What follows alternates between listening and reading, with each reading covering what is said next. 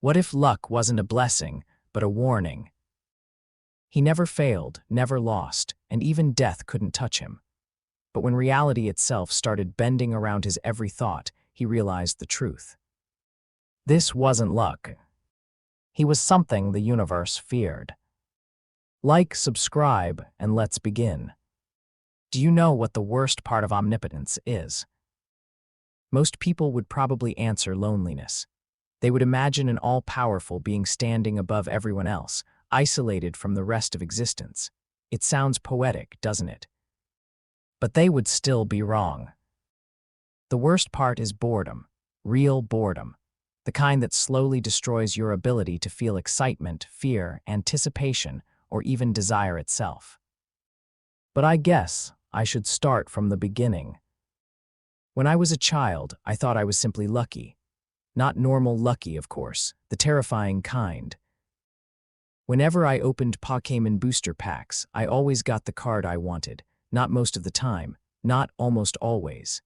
Every single time. At first my parents laughed about it, but eventually it stopped being funny.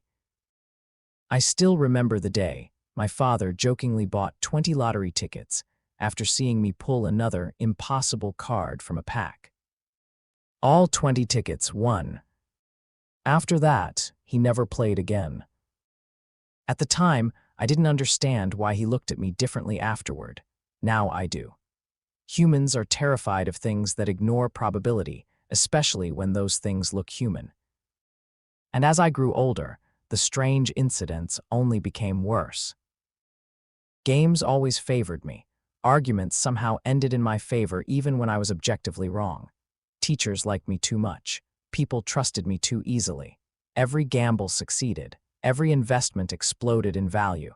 Every risk somehow turned into an opportunity. Life felt scripted. Not metaphorically. Literally. As if reality itself had already decided I would win before events even happened. The first time I realized something was truly wrong with me happened when I was 8 years old.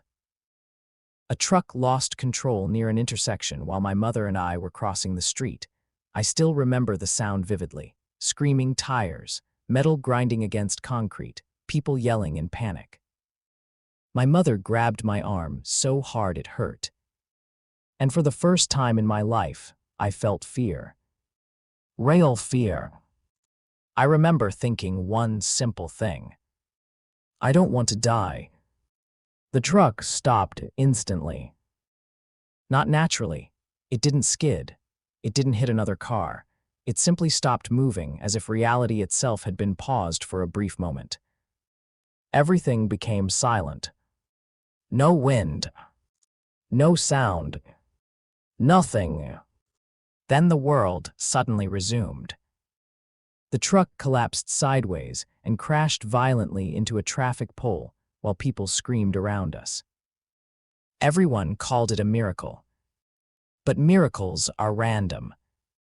There was never anything random about what happened around me. That was probably the first moment reality itself started frightening me. Of course, I still tried to live normally after that, at least for a while. I went to school, made friends, played games, dated, and did everything a normal person was supposed to do. The problem was that normal life stops feeling normal very quickly when the universe constantly bends itself around your desires. Do you know why humans enjoy victory? Because they can lose. Failure gives value to success. Uncertainty gives meaning to achievement. Without the possibility of failure, victory becomes empty. I understood that far earlier than I should have. By the time I turned 16, I had already stopped believing in coincidence. There are only so many impossible events a person can witness before their brain gives up trying to explain them rationally. And for me, those events happened almost daily. I made my first million before most people my age had even chosen a university. Not through hard work, not through intelligence, certainly not through effort. Reality simply refused to let me fail.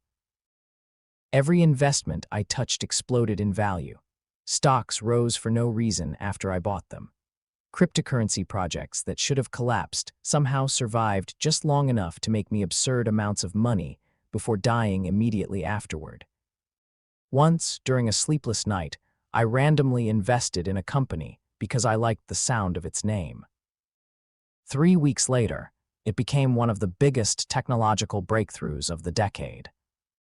At first, I tried convincing myself I was simply gifted. Then I realized something terrifying. Gifted people can still fail. I couldn't. That was the difference.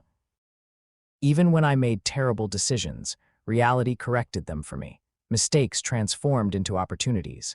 Problems solved themselves before becoming dangerous. Consequences bent unnaturally to avoid touching me. Life no longer felt real. It felt edited. Like existence itself was desperately rewriting events to keep me satisfied.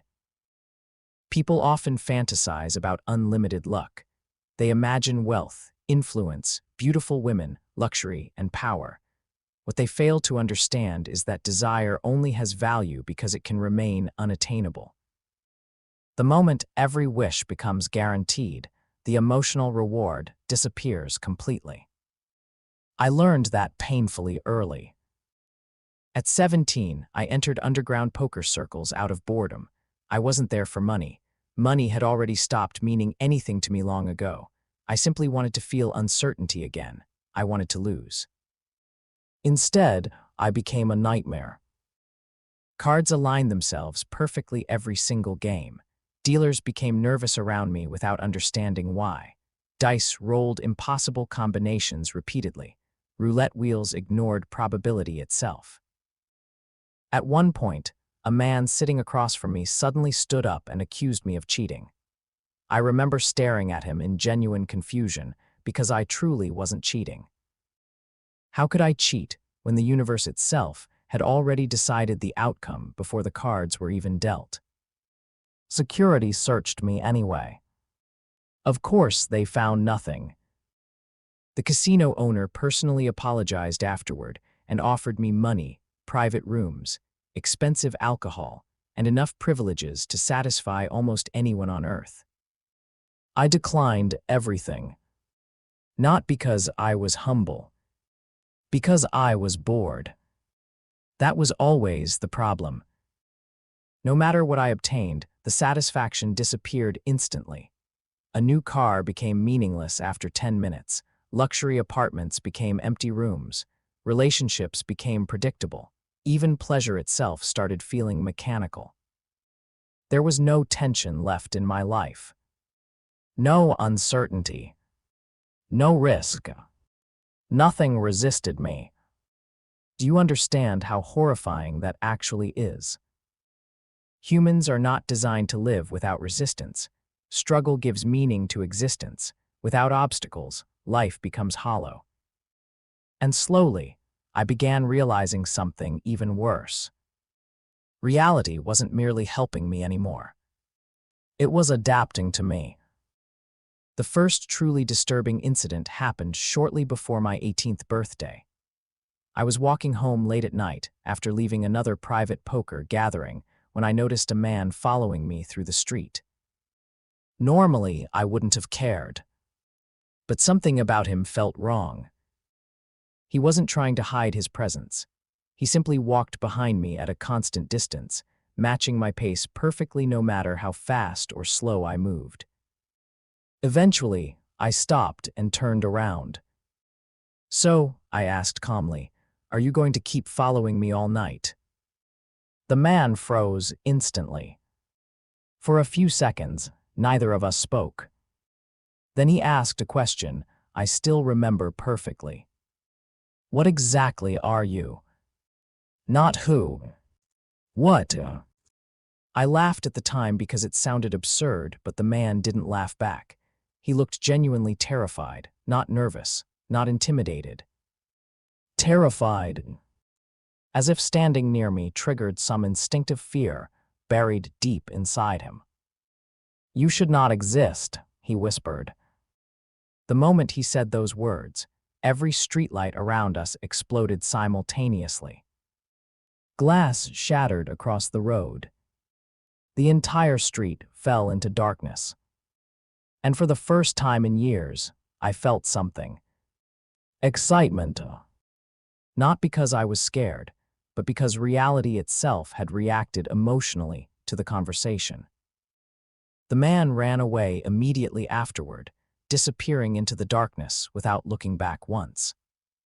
I never saw him again. But things became stranger after that night. Much stranger. Clocks stopped functioning properly around me. Animals avoided eye contact with me. Electronic devices glitched constantly in my presence. Sometimes strangers stared at me with visible discomfort before suddenly leaving without saying a word. And then the dreams began. At first they were fragmented and difficult to understand. Massive oceans filled with floating stars, infinite black skies, structures larger than planets, endless libraries stretching through empty space, thrones suspended above collapsing universes. I thought they were nightmares. Then I started remembering details that no human mind should have been capable of imagining. Mathematical structures I had never studied. Languages I had never learned. Concepts beyond human understanding. And somehow, I understood them instinctively. Not through intelligence. Not through learning. Through memory. That was the terrifying part. It felt less like discovering something new and more like remembering something ancient, as if a part of me had always known these things. One night, while standing alone on the balcony of my penthouse apartment, I stared at the city skyline in silence. Millions of lights illuminated the darkness below, while cars moved through the streets like veins carrying blood through a living organism. People laughed, worked, fought, dreamed, lived. And suddenly, I realized something horrifying. The world itself felt small. Not physically, conceptually, like I was staring at something unfinished. Incomplete. Artificial. Then it happened. For a single instant, reality peeled back. That's the only way I can describe it. The sky above me distorted unnaturally, and I suddenly saw something hidden behind existence itself.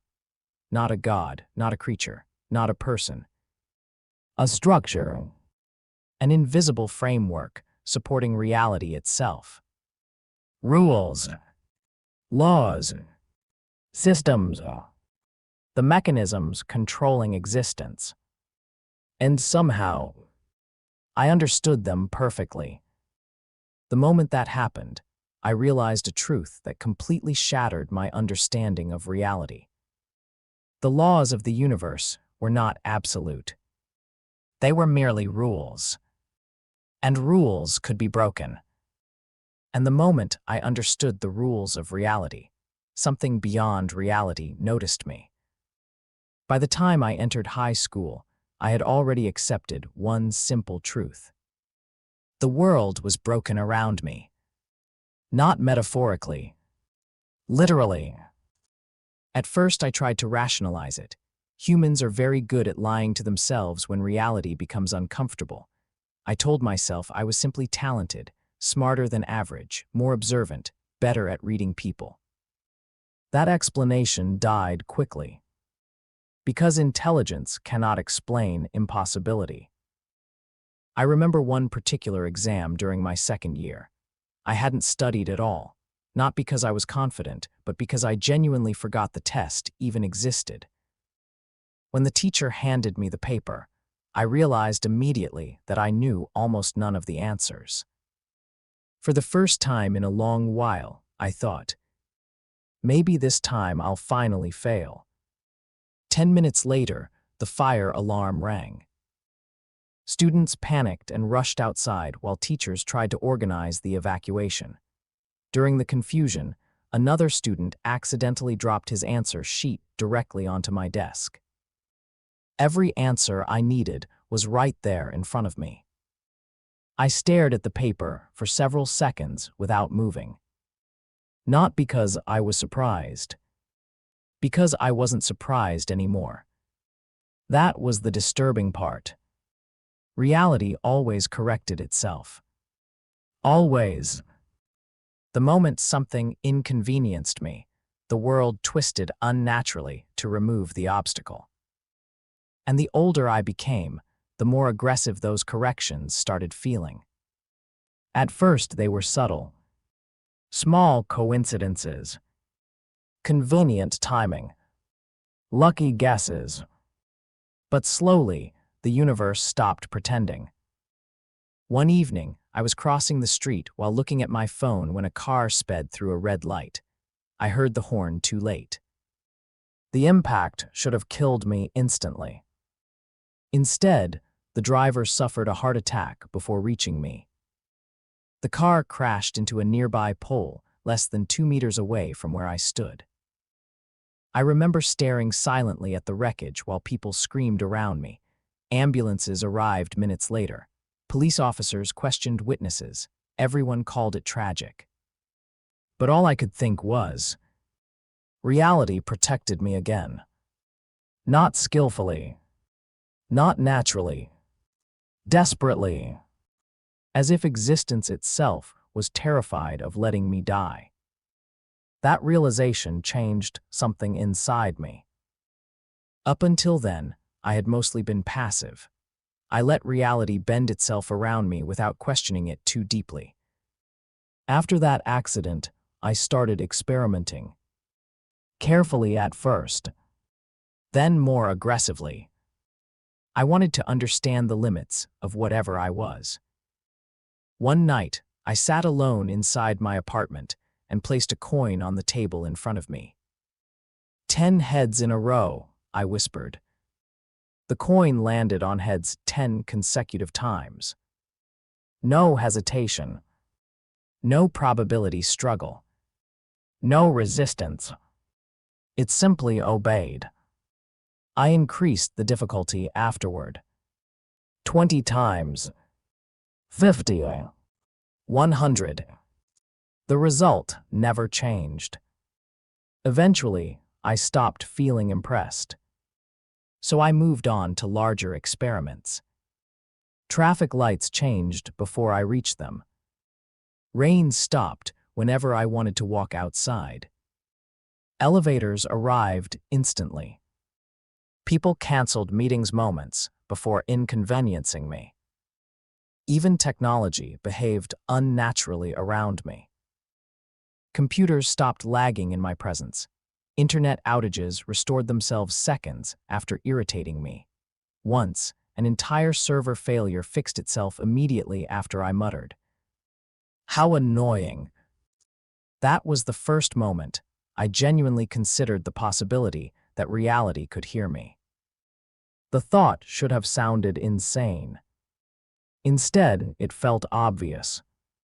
And strangely enough, the world became more unstable after I acknowledged it. I noticed it gradually. Small pauses in reality. Tiny delays. Moments where existence itself seemed to hesitate around me. Like a machine struggling to process something it was never designed to contain. At first, those distortions lasted less than a second. A clock freezing briefly before resuming normally. A person repeating the same sentence twice without noticing. Birds suddenly changing direction mid-flight for no reason. Minor things. Then came the poker game.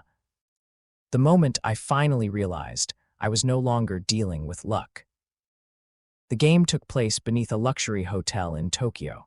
From the outside, the building looked completely normal, but several floors underground existed a private gambling lounge that officially didn't exist. No signs, no advertisements, no records. You either knew the place or you didn't. The people invited there were absurdly wealthy, politically connected, or dangerous enough that normal rules no longer applied to them. CEOs, heirs, celebrities, criminals pretending to be businessmen, businessmen pretending not to be criminals. And somehow, despite barely being 19 at the time, I was already sitting among them. Not because I belonged there, because reality kept opening doors for me. The moment I entered the room, I noticed the dealer staring at me strangely. At first, I assumed he recognized me from previous games. Looking back now, I think it was something else entirely. Some people unconsciously sense that something was wrong with me, not consciously, instinctively. Like animals sensing a predator before understanding why they feel afraid. The game started normally enough. Cards moved across the table, chips stacked higher and higher, expensive alcohol flowed endlessly, while people laughed with the fake confidence wealthy men always wear around each other. And for the first hour, I intentionally lost. Not because I had to. Because I wanted to. I wanted to know whether I could force reality to stop helping me. So I made terrible decisions on purpose. I folded winning hands voluntarily, ignored obvious plays, and intentionally acted recklessly. I still won. Not barely. Absurdly. A player accidentally revealed his cards at the perfect moment. Another became distracted after receiving a phone call informing him that his company's stock had suddenly collapsed. One man misread the table despite being completely sober and experienced. Every mistake I made was corrected by reality itself before consequences could reach me. That was the moment genuine fear finally appeared inside me, because if the universe protected me even against my own intentions, then what exactly was controlling it? Around midnight, the atmosphere inside the room began changing. Conversations became quieter. People looked increasingly uncomfortable without understanding why. Even the dealer's hands started trembling slightly while distributing cards. At first, I thought I was imagining it. Then I noticed the lights. They flickered every time I touched the cards. Tiny fluctuations, subtle enough that nobody else seemed to notice, but once I saw it, I couldn't ignore it anymore. The man sitting beside me noticed it too. He was probably in his 50s, dressed in an expensive charcoal suit with the calm expression of someone used to controlling every room he entered. Yet the longer he looked at me, the paler he became. Eventually, he leaned slightly closer and lowered his voice. "Do you ever feel like the world is wrong around you?" I slowly turned toward him. For a few seconds, neither of us spoke. Then I smiled faintly.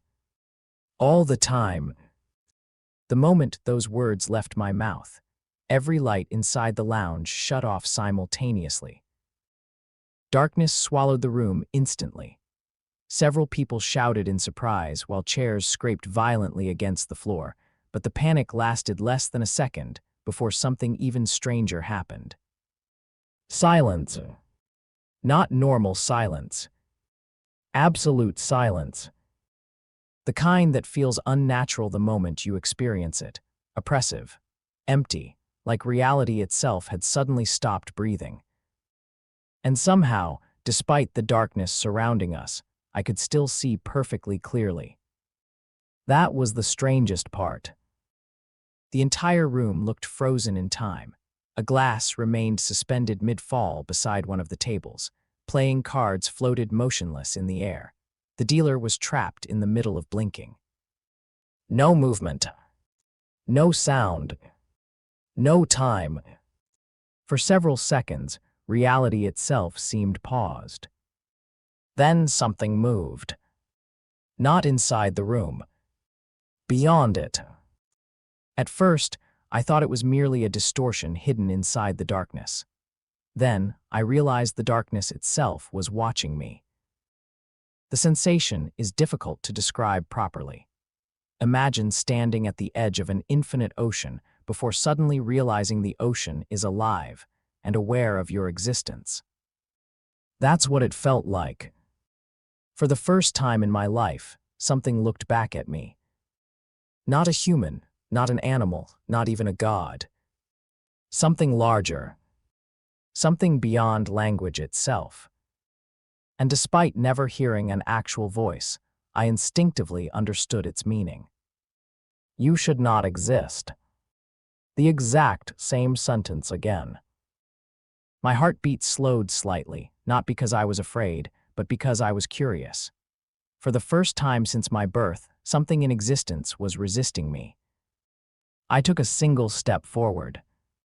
The darkness recoiled instantly. Reality resumed violently afterward. Lights exploded overhead, showering the room in broken glass while alarms echoed throughout the building. Several players collapsed into panic as the frozen objects crashed back into motion all at once. And in the middle of the chaos, I laughed. Not because the situation was funny. Because I finally understood something important. The universe was afraid of me. And that meant one terrifying possibility still remained. Maybe I should be afraid of myself too. The white space around me suddenly cracked. A deafening sound echoed through the emptiness as enormous fractures spread across reality itself like shattered glass. The throne remained perfectly motionless in the center while the world surrounding it slowly fell apart. Then something appeared behind it. At first, I couldn't properly understand what I was looking at. My mind instinctively tried to give it a shape, a form, a face, but failed every single time. It wasn't a creature, nor a god, nor anything humanity would even possess the words to describe. It felt larger than the concept of size itself. And for the first time since my birth, I felt genuine danger. The thing behind the throne was staring directly at me, not at my body, not at my mind. At me. At whatever existed beneath my existence itself. An unbearable pressure filled the white space around us. The fractures spreading through reality accelerated violently, as if existence itself was struggling to maintain cohesion under that thing's presence. Then it spoke. Not through sound, through understanding. You were never supposed to wake up.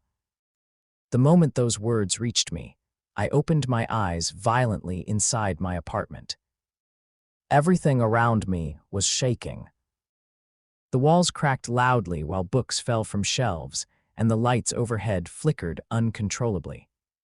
Outside the windows, I could hear distant screams echoing through the city below. And then, every electronic screen inside the room suddenly turned black. My television, my phone, my computer monitors, even the digital clock beside my bed. For several seconds, the screens remained completely dark before white letters slowly appeared on every single one simultaneously. You should not exist. I stared silently at the message while the apartment continued trembling around me. Then, slowly, I smiled.